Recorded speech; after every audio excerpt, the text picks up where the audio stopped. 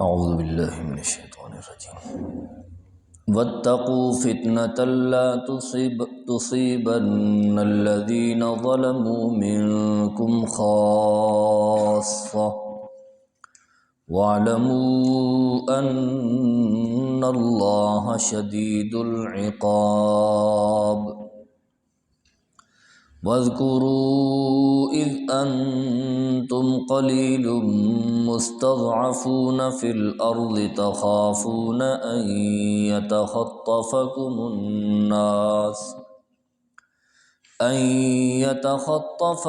الناس فآواكم وأيدكم بنصره ورزقكم من الطيبات لعلكم تشكرون يا أيها الذين آمنوا لا تخونوا الله والرسول وتخونوا أماناتكم وأنتم تعلمون واعلموا أنما أموالكم وأولادكم فتنة وَأَنَّ اللَّهَ عِندَهُ أَجْرٌ عَظِيمٌ اللهم صل على محمد وعلى آل محمد كما صليت على إبراهيم وعلى آل إبراهيم إنك حميد مجيد اللهم بارك على محمد وعلى آل محمد كما باركت على إبراهيم وعلى آل إبراهيم إنك حميد مجيد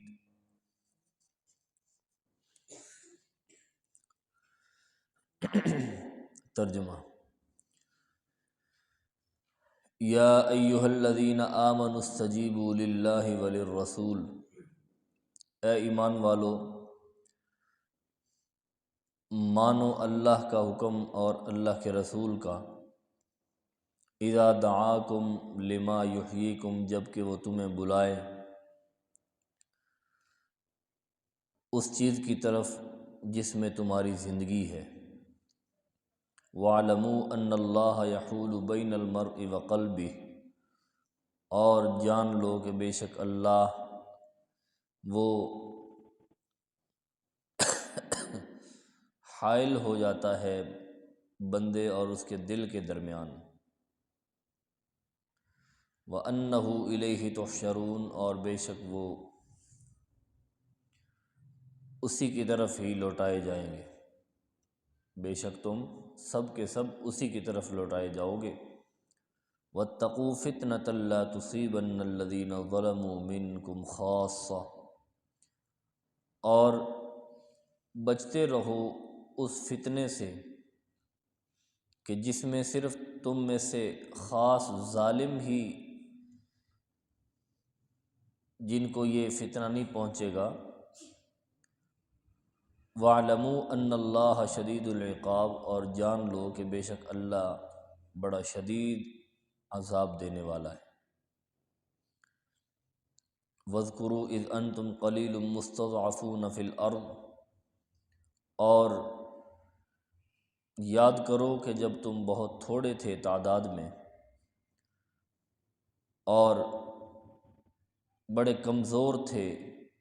زمین کے اندر، تخافون ان یتخطفکم الناس، ڈر رہے تھے تم کہ کہیں تمہیں لوگ اچک نہ لیں، فآواکم، پھر اللہ نے تمہیں ٹھکانہ دیا، وأیدکم بنصرہ، اور تمہاری خاص مدد کی، ورزقکم من الطیبات، اور تمہیں پاکیزہ رزق عطا کیا، لعلکم تشکرون، تاکہ تم شکر کرو۔ یا ایہا الذین آمنوا، اے ایمان والو، لا تخونوا اللہ والرسول، اللہ اور اس کے رسول سے خیانت نہ کرو، وَتَخُونُوا أَمَانَاتِكُمْ وَأَنْتُمْ تَعْلَمُونَ، اور اپنی امانتوں میں بھی خیانت نہ کرو اور تم اس کا وبال جانتے بھی ہو۔ وَاعْلَمُوا أَنَّمَا أَمْوَالُكُمْ وَأَوْلَادُكُمْ فِتْنَةٌ، اور جان لو کہ بے شک تمہارے مال اور اولادیں یہ بہت بڑی آزمائش ہے۔ وَأَنَّ اللَّهَ عِندَهُ أَجْرٌ عَظِيمٌ، اور اللہ کے ہاں بہت بڑا اجر ہے۔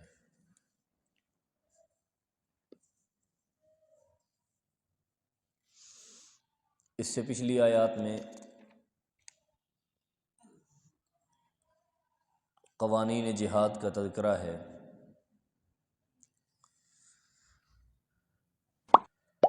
آیت نمبر 14 سے یہ قوانین جہاد کا سلسلہ شروع ہوا، اور آیت نمبر 1 سے لے کر 13 تک غزوہ بدر کا مختصر سا خلاصہ رب العالمین نے ذکر فرمایا، اور اس کے اندر جو انعامات رب العالمین نے عطا فرمائے غزوہ بدر میں مومنوں پر، ان کا تذکرہ ہوا۔ پھر آیت نمبر 14 سے یہ سلسلہ قوانین جہاد کا شروع ہوا۔ 2 قوانین پہلے بیان کیے جا چکے ہیں۔ پہلا قانون یہ تھا کہ جب کافروں سے لڑائی ہو تو اس وقت میدان جہاد سے بھاگنا یہ کبیرہ گناہ ہے۔ میدان جہاد سے قطعاً نہیں بھاگنا، کیونکہ باقی مسلمانوں کی شہادت کا سبب ہے، قتل کا سبب ہے، شکست کا سبب ہے۔ اس لیے جو بندہ وہاں سے بھاگے گا تو وہ اللہ کے غضب کا اور اللہ کی ناراضگی کا مستحق ہوگا، اور اس کا ٹھکانہ جہنم ہوگا، آگ ہوگی، اور وہ بہت برا ٹھکانہ ہے۔ دوسرا قانون رب العالمین نے بیان فرمایا کہ اللہ اور اس کے رسول کی اطاعت کرو۔ اطاعت رسول کے اندر ہی خیر ہے، اور جو بندہ اپنے پیغمبر کی اطاعت سے ہٹے گا تو وہ اتفاق اور اتحاد کی برکت سے محروم ہو جائے گا۔ اور پھر خاص کر اس وقت کہ جب رسول اللہ صلی اللہ علیہ وسلم کمانڈر بھی ہوں، غزوے کے اور جہاد کے لشکر کے امیر بھی ہوں، کمانڈر بھی ہوں، اور رسول بھی ہیں، تو اس صورت میں تو بالکل قطعاً بھی کسی صورت میں بھی نافرمانی وہ جائز نہیں۔ تو اس لیے قانون جہاد یہی ہے کہ اپنے امیر کی اطاعت کی جائے، کیونکہ امیر کی اطاعت کے بغیر جہاد ناممکن ہے اور فتح ناممکن ہے۔ اس آیت سے رب العالمین نے تیسرا قانون بیان فرمایا کہ جب بھی تمہیں رسول اللہ صلی اللہ علیہ وسلم بلائیں، اللہ کا حکم آ جائے جہاد کا، اور پیارے پیغمبر صلی اللہ علیہ وسلم تمہیں جہاد کے لیے آواز دیں، تو تم نے فوراً لبیک کہنا ہے، تم نے فوراً بات ماننی ہے اور جہاد کے لیے نکل پڑنا ہے۔ تو اس میں بھی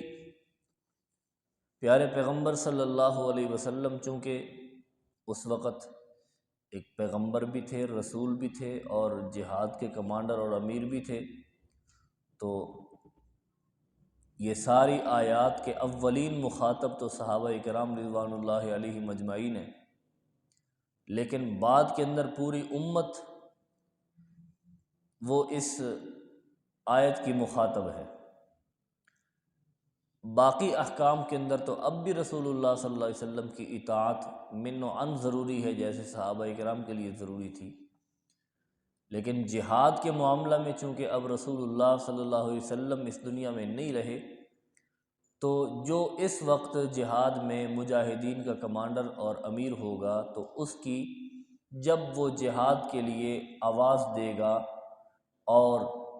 وہ مسلمانوں کو بلائے گا، تو اس وقت جب وہ اعلان کر دے گا کہ اب جہاد کے لیے نکل پڑو، تو اس وقت سب مسلمانوں پر جہاد فرض ہو جائے گا۔ تو اس لیے اپنے اس کمانڈر اور امیر کی اطاعت بھی تمہارے لیے ضروری ہے۔ تو یہاں پہ تو چونکہ دونوں صورتیں ہیں، اللہ کے رسول صلی اللہ علیہ وسلم بحیثیت رسول بھی اور کمانڈر بھی، تو دونوں کا حکم ہے۔ جہاد کے لیے بلائیں تب بھی تمہارے لیے اطاعت ضروری ہے، اور کسی دوسرے امر کے لیے اور معاملے کے لیے بلائیں تو تب بھی تمہارے لیے اطاعت ضروری ہے، اس کے بغیر تمہارے لیے کوئی چارہ کار نہیں ہے۔ تاخیر بھی پیغمبر کی بات کے اندر ان کی بات ماننے میں تاخیر بھی جائز نہیں ہے۔ ایک بندہ نا کہ اپنے کام میں مصروف ہے، چلو رسول اللہ صلی اللہ علیہ وسلم نے بلایا تو میں اپنا کام کر کے چلا جاؤں نا۔ ایک دفعہ حضرت ابی بن کعب رضی اللہ تعالیٰ عنہ نماز پڑھ رہے تھے، نبی اکرم صلی اللہ علیہ وسلم نے بلایا تو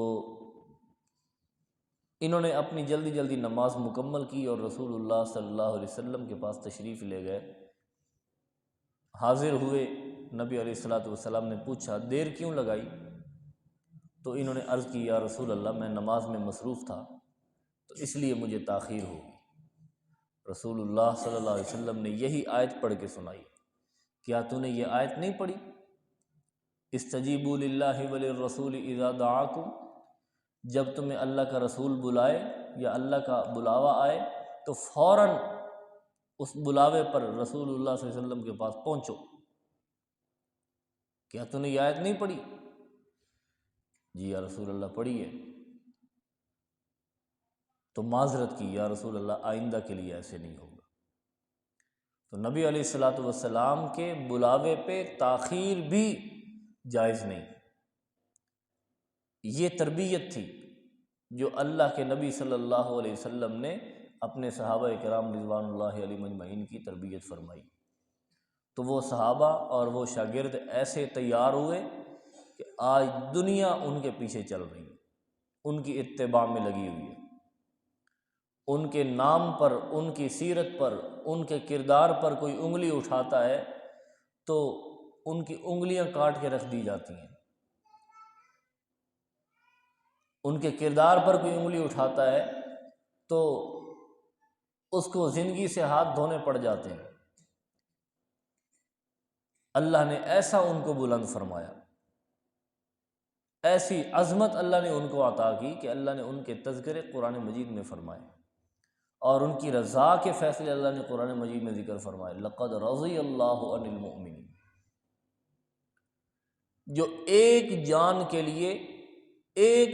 کے لیے 1500 صحابہ کرام اپنی جان قربان کرنے کے لیے تیار ہو جاتے ہیں۔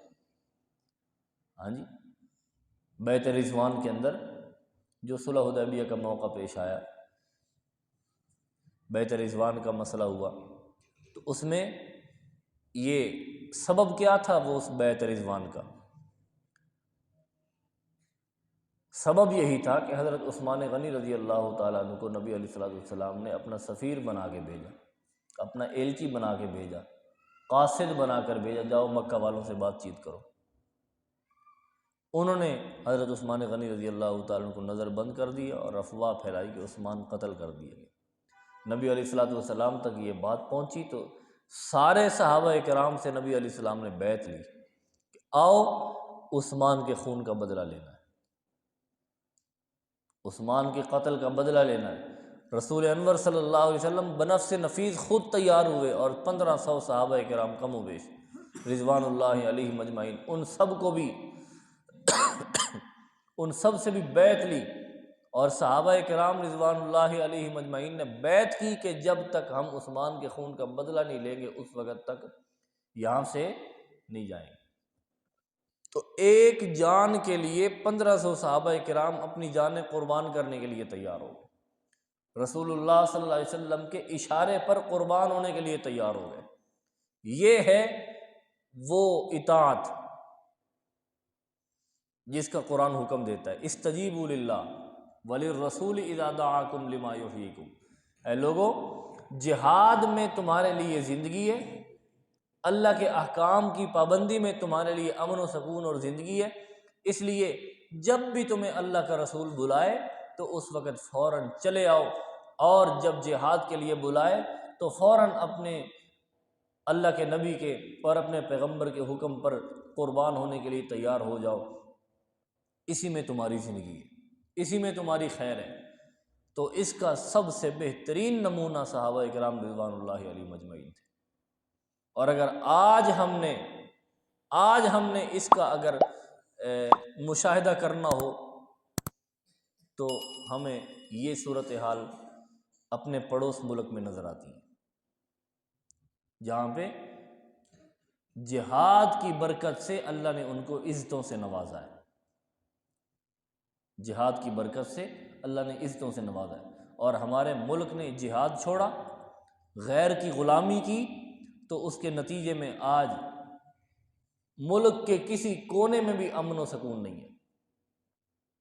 وہ چاہے حکومت کے اپنے ادارے ہوں یا باقی سول ادارے ہوں یا کوئی بھی ادارہ ہو، حکومتی ادارہ ہو، تو کسی میں بھی امن نہیں ہے۔ رشوت عام، سود خوری عام، قتل و غارت عام، دنگا فساد عام، لڑائی جھگڑا عام، یہ ساری نحوست جہاد کو چھوڑنے کی وجہ سے، غیر کی غلامی کا پٹا اپنے گردنوں کے اندر ہم نے ڈال رکھا ہے، تو اس وجہ سے ہم ذلیل و خوار ہو رہے ہیں۔ رسول انور صلی اللہ علیہ وسلم نے فرمایا اذا ترکتم الجہاد فسلط اللہ علیکم الذلہ، جب تم جہاد چھوڑ بیٹھو گے تو اللہ تمہارے اوپر ذلت مسلط کر دے گا، ذلت مسلط کر دے گا، اور یہ ذلت ہمارے اوپر آج پڑ رہی ہے۔ ہم نے جہاد چھوڑا، جہاد میں زندگی ہے۔ کیوں؟ مجاہدین جہاد کرتے ہیں تو اس کی وجہ سے ملک میں امن اور سکون پیدا ہوتا ہے، باقی مومنوں کو اپنے اسلام پر عمل کرنے کا موقع میسر آتا ہے، اور اس جہاد کی برکت سے بے حیائی، فحاشی اور ساری ہر قسم کی نافرمانی وہ ختم ہو جاتی ہے، قوانین اسلامی نافذ ہوتے ہیں۔ تو ان کی برکات کی وجہ سے پھر یہ ہے پرسکون زندگی، اور پرسکون زندگی کو ہی، ورنہ زندگی تو ہم بھی گزار رہے ہیں، یہ کیسی زندگی ہے؟ ہر وقت ٹینشن، ہر وقت پریشانی، ہر وقت بے سکونی۔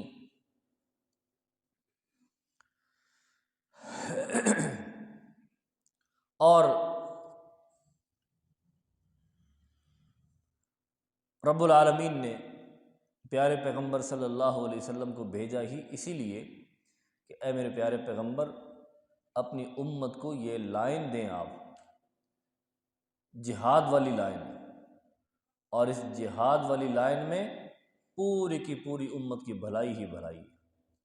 اللہ تبارک و تعالی ہمیں اس لائن پر بھی چلنے کی توفیق عنایت فرمائے۔ آج ہمارے اس معاشرے میں تو اس کو دہشت گردی کا نام دیا جا رہا ہے،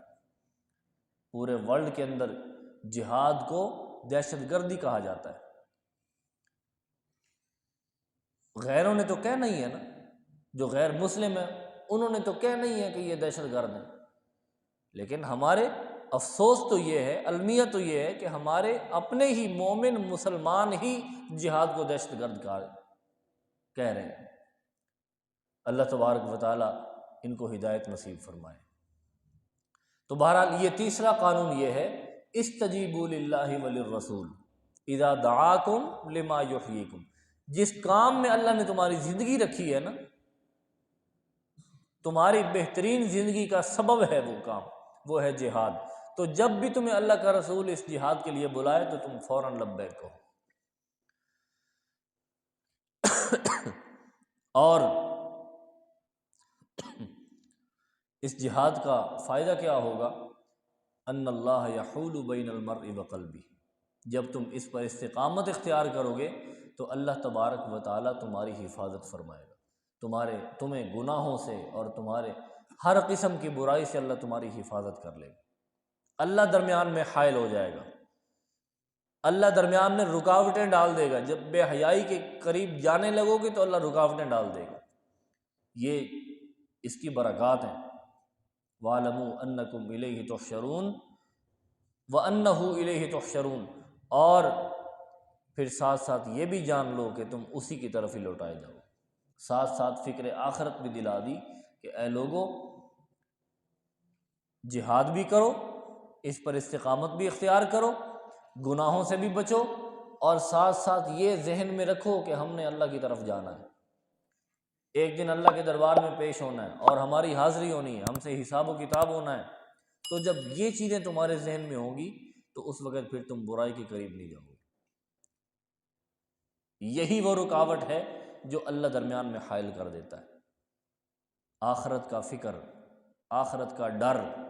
جب یہ بندے میں پیدا ہو جاتا ہے تو بندہ بہت ساری معصیات سے اور بہت سارے گناہوں سے محفوظ ہو جاتا ہے۔ پہلے بھی میں کئی دفعہ مثال دیا کرتا ہوں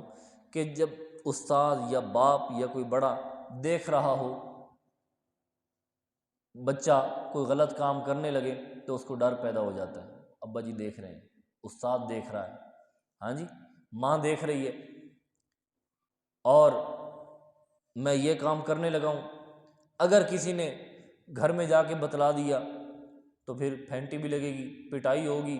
ناراضگی، والد صاحب ناراض ہوں گے، ماں ناراض ہوگی، باپ ناراض ہوگا، استاد ناراض ہوگا، ہاں جی، تو وہ مرکز کی طرف لوٹنے میں ڈر محسوس کرتا ہے کہ میں جب جاؤں گا تو پھر میری خیر نہیں ہوگی، تو اس وجہ سے وہ کام چھوڑ بیٹھتا ہے، وہ غلط کام چھوڑ دیتا ہے۔ تو قرآن نے یہی نظریہ انسان کو دیا، یہی سوچ دی ہے، انہ الیہ تحشرون، کہ تم اسی اللہ کی طرف تم نے جانا ہے، اسی اللہ کی طرف تم نے حاضر ہونا ہے، تو پھر کیا کرو گے وہاں پہ جا کے؟ وہاں پہ تمہاری خیر نہیں ہوگی اگر تم یہ غلط کام کر کے جاؤ گے، یہ برائیاں کر کے جاؤ گے، پھر کیا ہوگا تمہارا وہاں پہ حال؟ اور پھر ساتھ امر بالمعروف اور نہی عن المنکر کی بھی نصیحت فرمائی کہ یہ ایسا لازمی امر ہے کہ اس میں مومنوں کی بقا ہے، ایمان والوں کی بقا ہے، ایمان والوں کی سلامتی اسی میں ہے کہ وہ امر بالمعروف اور نہی عن المنکر کرتے رہیں۔ اگر وہ اس معاملے کو اور اس امر بالمعروف اور نہی عن المنکر کو چھوڑ بیٹھیں گے تو حدیث پاک میں آتا ہے کہ وہ جو غلط کام کرنے والے ہیں وہ تو اللہ کے عذاب کے مستحق ہوں گے ہی، لیکن جو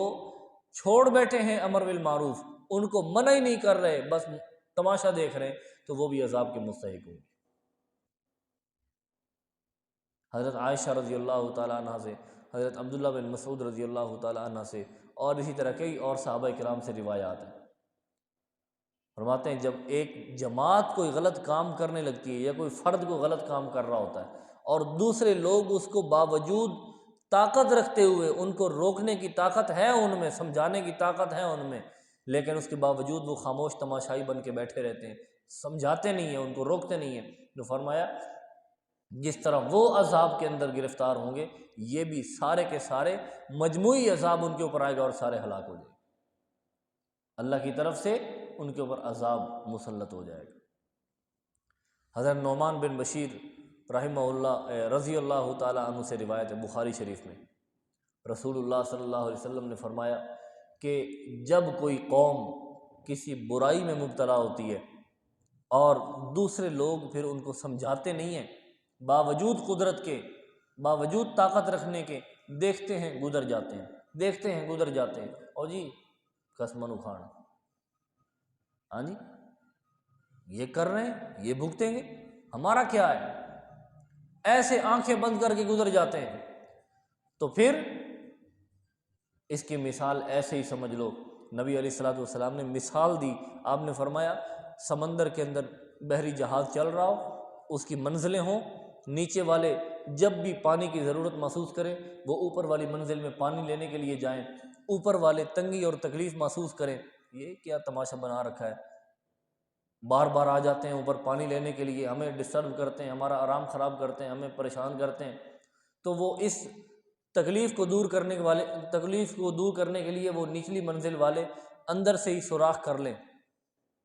بحری جہاز کو نیچے منزل سے ہی سوراخ کر لیں جو پانی کے اندر منزل ہے، بھی چلو ہم اپنی ضرورت ادھر سے ہی پوری کر لیں گے، تو پھر کیا ہوگا، اوپر والے کو پتہ چل جائے کہ یہ سوراخ کر رہے ہیں نیچے سے، تو ان کو اگر پتہ چل جائے اور وہ نہ روکیں تو پھر کیا ہوگا؟ نیچے والی منزل پانی سے بھر جائے گی، وہ تو ڈوبیں گے اور اوپر والے بھی ڈوبیں گے، بچیں گے وہ بھی نہیں۔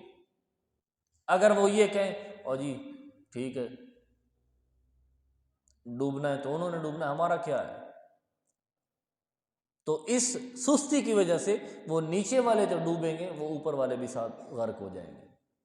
سارا بحری جہاز تباہ ہو جائے گا۔ تو اس لیے جس طرح اوپر والی منزل والوں کو چاہیے کہ وہ نچلے منزل والوں کو سمجھائیں اور ان کو ڈانٹیں اور ان کو اس کام سے روکیں، تو اسی طریقے سے معاشرے کے اندر رہنے والے ہر فرد کے ذمے ہے کہ وہ دوسرے برائی کرنے والے کو روکے۔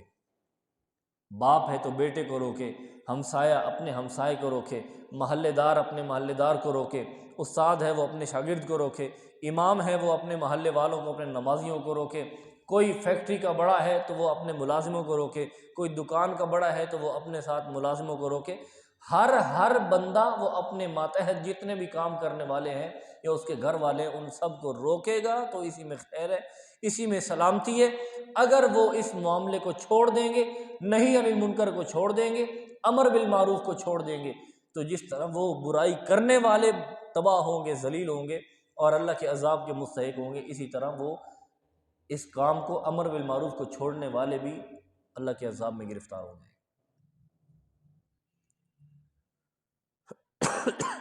اس کی مثال پہلی قوموں میں ملتی، اللہ تبارک و تعالیٰ نے حکم بھیجا اے فرشتے جاؤ وہ فلاں بستی جو ہے نا ان کو ہلاک کر دو، ان کے اوپر عذاب مسلط کرو۔ فرشتہ آیا ان کے اوپر عذاب ڈالنے کے لیے، عذاب لے کر ان کو تباہ و برباد کرنے کے لیے۔ اس نے دیکھا یہاں پہ تو ایک بہت بڑا بزرگ ہے، بہت لمبی چوڑی عبادت کرتا ہے، ریاضت کرتا ہے، ہاں جی اللہ اللہ کرنے والا ہے۔ واپس چلا گیا، یا اللہ اس بستی میں تو فلاں فلاں بندہ ہے اور بڑی عبادت کرنے والا ہے۔ رب العالمین نے فرمایا کہ عذاب شروع ہی اسی سے کرو، باقی بعد میں پہلے وہ اس سے عذاب نازل کرنا شروع کرو، ابتدا اسی سے کرو۔ کیوں جی؟ اس لیے کہ اس کو صرف اپنی فکر لگی ہوئی ہے، وہ صرف اپنی فکر کر رہا ہے، اس کو دوسروں کی کوئی فکر نہیں ہے۔ وہ بستی والے شرک میں مبتلا ہو چکے ہیں، بستی والے گمراہی کے اندر مبتلا ہو چکے ہیں، وہ بے حیائی کے اندر مبتلا ہو چکے ہیں، اور اس کو اپنے دانے تو دانا بس ہو بس اپنی فکر پڑی ہوئی ہے، کسی دوسرے کی کوئی فکر نہیں۔ اللہ اکبر۔ یہ نفلی عبادات، یہ اپنی اکیلے انفرادی عبادات، بلا شبہ اس کا بھی اجر ہے، لیکن اس کے ساتھ ساتھ وہ امر بالمعروف اور نہی عن المنکر جو اجتماعی ذمہ داری ہے ایک ہر بندے کی، یہ بھی ضروری ہے۔ اسی پر بقا ہے مسلمانوں کی۔ اگر یہ کام ہم چھوڑ دیں گے تو پھر فنا ہی فنا ہے، پھر اللہ کی طرف سے مختلف نمونے عذاب کے ہمارے اوپر ہوں گے۔ آج ہم دیکھتے ہیں کبھی کہیں پہ عذاب آتا ہے، کبھی کہیں پہ یک لخت عذاب تو پوری قوم پہ نہیں آ رہا کہ ساری کی ساری دنیا ہی تباہ ہو جائے، لیکن مختلف علاقوں پہ اللہ کی طرف سے آزمائشیں آتی ہیں، عذاب آتے ہیں، تاکہ دوسرے لوگ اس سے عبرت پکڑیں۔ اللہ ہماری حفاظت فرمائے۔ تو یہ حفاظت تبھی ہوگی جب ہم اس فتنے سے بچیں، وہ امر بالمعروف اور نہی عن المنکر کو چھوڑ دینے والا جو فتنہ ہے اس سے بچیں۔ فرمایا ایسا کام نہ کرو، ایسے فتنے میں مبتلا نہ ہو جاؤ کہ جو فتنہ صرف ظالموں کو ہی نہیں، اس فتنے میں پڑنے والے لوگوں کو ہی ہلاک اور برباد نہیں کرے گا، بلکہ جیسے وہ برباد ہوں گے اسی طرح تم بھی برباد ہوو گے جو اس فتنے کو روک نہیں رہے، اس فتنے کا سدباب نہیں کر رہے۔ تو اس سے مراد مفسرین اکرام نے یہ امر بالمعروف اور نہی عن المنکر والا کام بھی لیا ہے کہ جو اس کو چھوڑ دے گا تو جیسے وہ غلط کام کرنے والا وہ مجرم ہے، اسی طرح نہ سمجھانے والا بھی مجرم ہے۔ اور دوسرا جہاد مراد لیا ہے کہ جس طرح کوئی بندہ جہاد کو چھوڑ بیٹھتا ہے اس کا عذاب جیسے چھوڑ دینے والے پر اس کی نحوست پڑتی ہے، اسی طریقے سے پورا معاشرہ جہاد کو چھوڑنے کی وجہ سے پورا معاشرہ اس کے اوپر متاثر ہوتا ہے، پورے معاشرے پر اس کا اثر پڑتا ہے۔ کیسے؟ اب غیر مسلم نے جب مسلمانوں پر حملہ کرنا ہے تو صرف مجاہدین پر تو نہیں نہ کرنا، بلکہ اس نے تو پوری عوام کے اوپر حملے کرنے ہیں، اور اس عوام کے اندر عورتیں بھی ہیں، بچے بھی ہیں، بوڑھے بھی ہیں، بیمار بھی ہیں، تندرست بھی ہیں، ہاں جی، اور نومولود بچے بھی ہیں، ہر قسم کے افراد پر اس نے بمباری کرنی ہے، جیسے آج غزہ کے اوپر ہو رہا ہے۔ صرف غزہ کے مجاہدین اس کے نشانے پر نہیں ہیں، بلکہ وہ تو عوام کو اپنا بنا رہا ہے، ان کے اوپر ظلم ڈھا رہا ہے۔ آبادیوں کی آبادیاں اس نے تباہ کر دی، لاکھوں لوگ وہ اس جنگ کے اندر وہ بالکل معصوم بچے، عورتیں، بوڑھے، وہ اس کا شکار ہو گئے، شہید ہو گئے۔ تو یہ کیوں ہوا؟ اس لیے کہ ایک تو امر بالمعروف اور نہی عن المنکر چھوڑا، اور دوسرا جہاد چھوڑا، اور جب سر پہ آ پڑی تو اب جہاد کر رہے ہیں لیکن وہ ساتھ ساتھ قربانیاں بھی ہو رہی ہیں۔ اللہ اکبر۔ اور ساتھ ساتھ رب العالمین نے پیارے پیغمبر صلی اللہ علیہ وسلم کے صحابہ کرام کو ان کے پرانے حالات یاد دلائے، اپنے انعام یاد دلائے کہ تم کتنے کمزور تھے تو ہم نے تمہارے اوپر کیا کیا انعام کیے، مکہ میں تم کتنے تعداد میں بھی تھوڑے تھے، قلیل تھے، اور کمزور بھی تھے، طاقت بھی تمہارے پاس نہیں تھی، اور ہر وقت تمہیں یہ ڈر رہتا تھا کہ کہیں یہ ہمارے اوپر مسلط نہ ہو جائے، ہمارے اوپر ظلم نہ ڈھانا شروع کر دے، ڈر ڈر کے رہتے تھے۔ لیکن ہم نے تمہیں ٹھکانہ دیا، مدینہ میں تمہیں اپنی حکومت عطا کی اور خود مختاری دی، پھر تمہاری مدد کی، پھر تم کو ہم نے غالب کیا ان کے اوپر، اور ان ظالموں کو مقہور کیا، مغلوب کیا، تم غالب ہو گئے، اور پھر ہم نے تمہیں مال غنیمت سے بھی نوازا، بڑی خوبصورت روزی اللہ نے تمہیں عطا کی۔ یہ انعامات یاد دلائے، اور یہ انعامات یاد دلانے کا مقصد کیا؟ کہ اب جہاد کے اندر بڑھ چڑھ کر حصہ لو، استجیبوا للہ وللرسول، اپنے پیارے پیغمبر کے کہا ماننے میں مزید آگے بڑھو، مزید آگے بڑھو۔